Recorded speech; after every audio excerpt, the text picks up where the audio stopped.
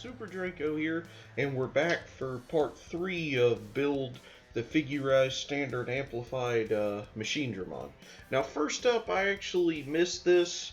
This was a separate video, so I just wanted to go ahead and include me attaching the head to the body.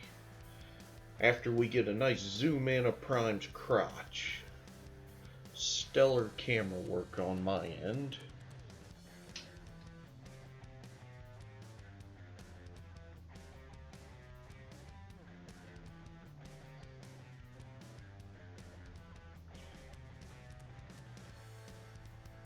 So we're just going to insert that large peg into the polycap in his neck, and then those two flexible plastic pieces will fit into those two sockets right there. They have a little ball on the end, but they really don't lock in, and that's just so that they don't limit the articulation, but they don't go flying everywhere.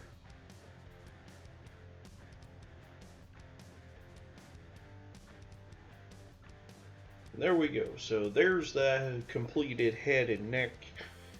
Sorry for omitting that. And now let's get to the arms. So first up, we're going to build the right arm. Machinedramon's right arm was inherited from Megadramon, which I always question that because Gigadramon had the same arms. So I always wondered why it was specifically Megadramon. But whatever. They were, in the old fiction, they were modified by somebody from their original forms. And then, obviously, the cyborg implant was used in the construction of Machinedramon.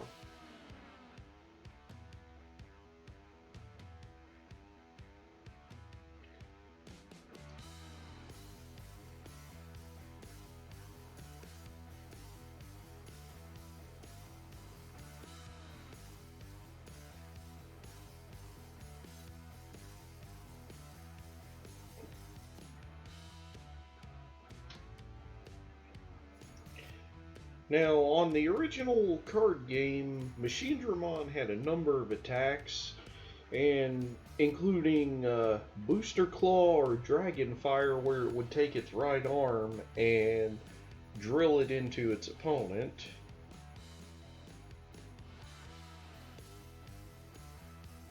It also had the ability Infinite Hand, where it could launch a blast of energy from the hand. I don't think in any of the various animes we ever saw it do anything like that. Might be wrong, because he may have used the cannon in it in the 2020 anime, if memory serves.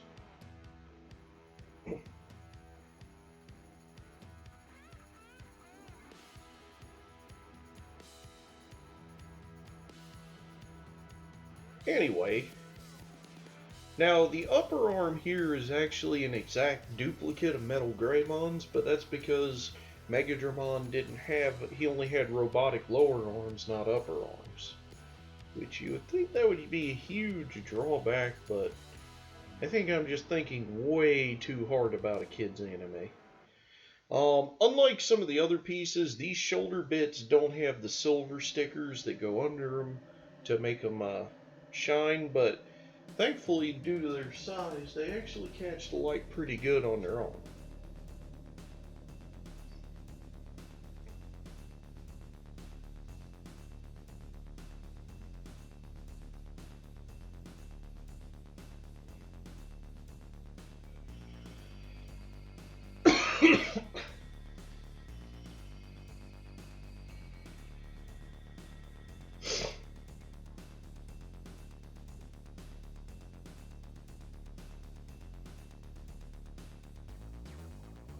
But anyhow, I don't really have much to comment on. The build was fine.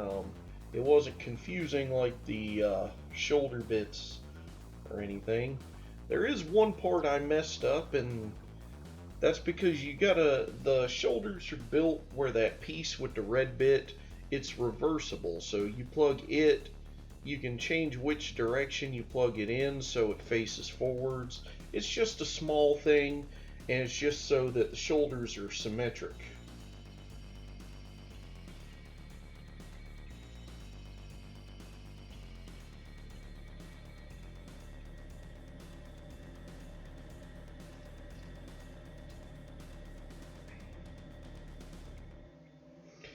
Then we're just building the claws.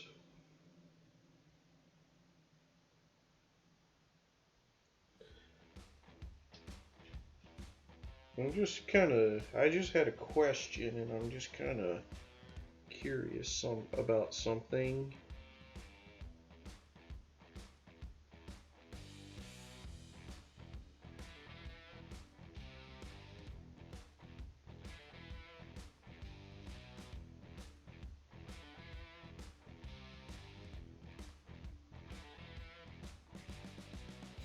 Okay, sorry about that. I was just curious about something, because in Digimon, there's a whole family tree of Digimon called Dramon, and Machinedramon is a Dramon. He's a Mega level Dramon.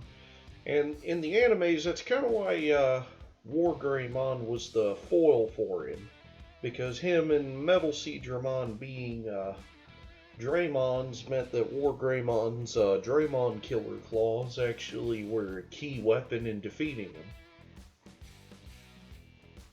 And in the 2020 anime, in brutal fashion, he literally sliced him into,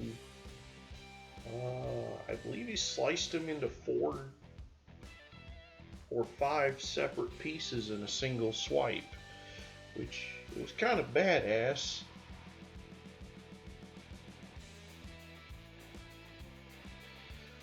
Now, we're building his left arm. He has the same left arm as Metal Greymon. Now, in the 2020 reboot, he was able to use Metal Greymon's Trident arm, where he launches the arm out on an extendable cable. I was kind of sad they didn't include a piece or something, or just a piece of wire or something, so you could recreate that on this model. Of course, I also want a Metal Greymon, but that's because I'm very, very greedy when it comes to some of these. Anyway, small gripe aside, there is one thing.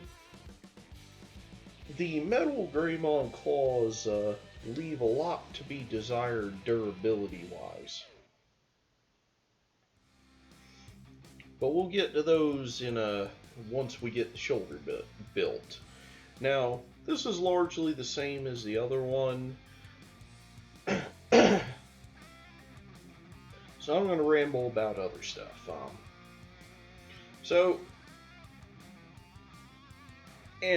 I talked about how he was defeated in the original anime. In the 2020 anime, his defeat was a lot more epic because War Greymon ended up just ripping all of his weapons off until basically you just had the head, or no, he even decapitated him. It was just the body with the legs and the reactor and no weapons. It was actually a really cool battle. Although at the same time, Digimon, the 2020 reboot, it just left Machinedramon as a mindless machine instead of as a character, so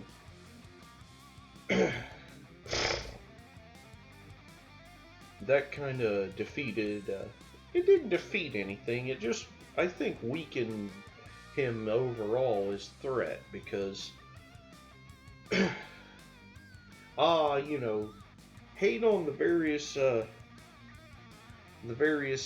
dubs, or the myriad of changes the original Digimon anime had when they brought it over to America.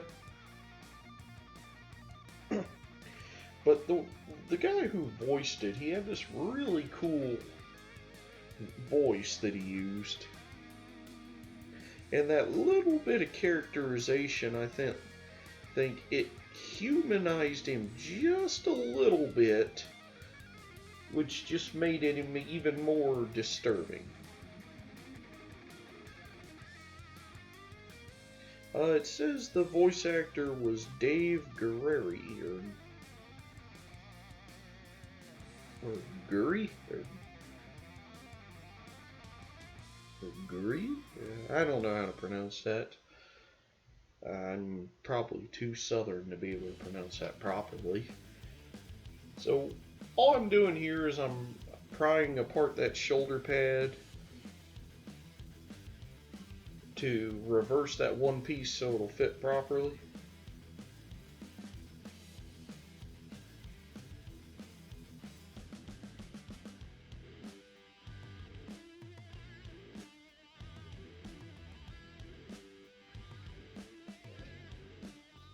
So I'm cheating and using a ruler. There's dedicated parts separators and spudgers you can get. I just had the ruler on hand and it was perfect.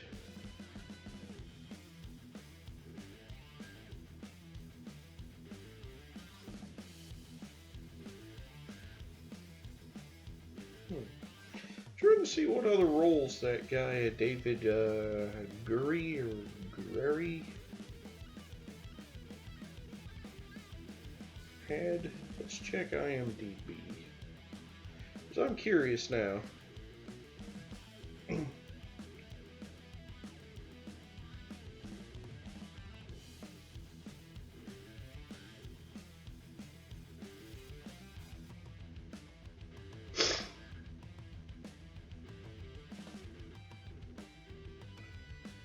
Now, due to the asymmetry of the arms, we're using stickers and stuff inside the asymmetric parts of the arms.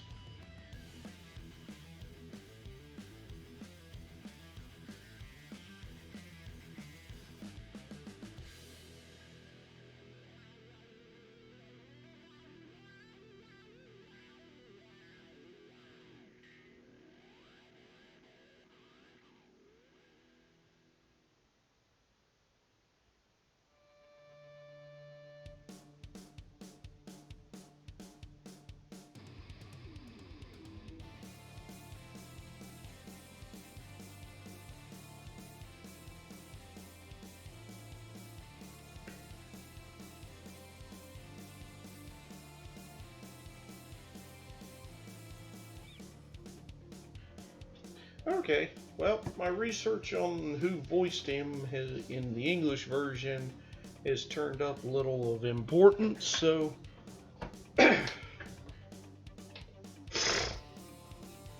oh well. Either way, if you ever see it, I imagine the clips might be on YouTube, but like I said, the voice, it just worked. Having him be a sentient living thing just made him even more disturbing than if he was just a machine.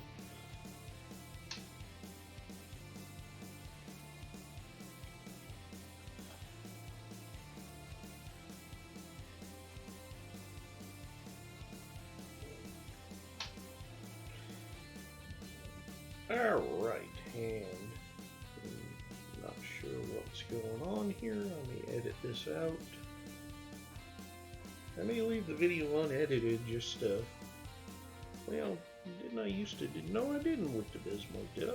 No, I would cut stuff out. Anyway.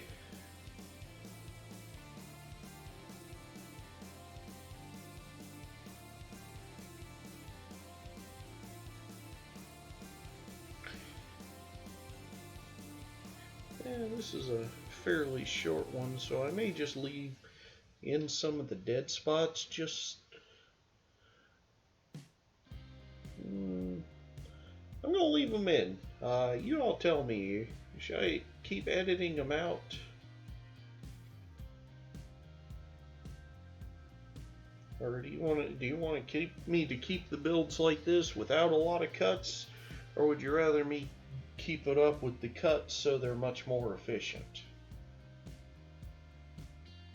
Now, fun fact, one of them little silver discs I actually found stuck to me several days after I built this kit after work. I had literally showered multiple times, gone to work, come home and this little silver disc was still stuck to me. So those are actually some pretty good stickers.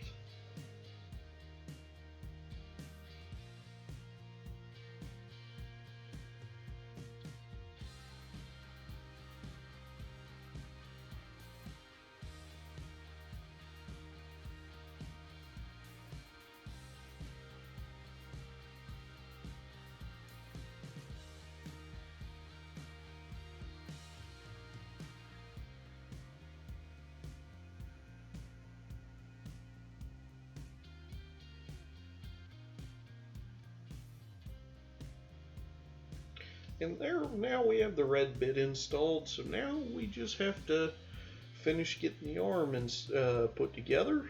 So we're going to put in the joint.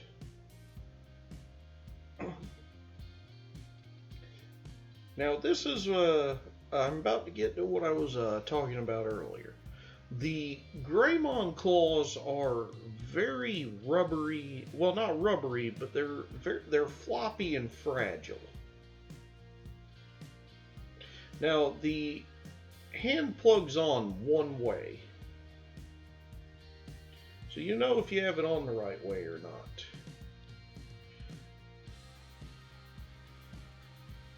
Now, the instructions tell you to separate them, and this makes them even weaker because they don't have a solid base anymore, which it's for articulation purposes.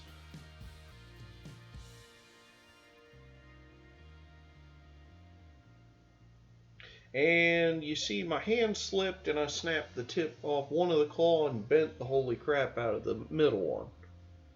Now a moment of anger with Super Draco 380. Seething with rage!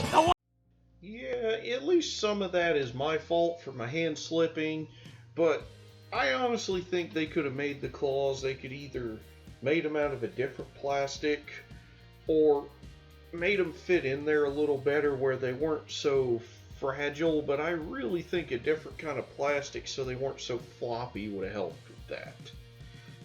Did it warrant the moment of anger? Maybe not, but I thought the meme was worth it anyway. I did fix this in post. It's all fixed, and you'll see it in one of the preview shorts that I had it fixed. So yeah, there's the arms. So let's go ahead and install those on the body. And broken claw and all, it's looking pretty good. Thanks for watching. See you for part 4.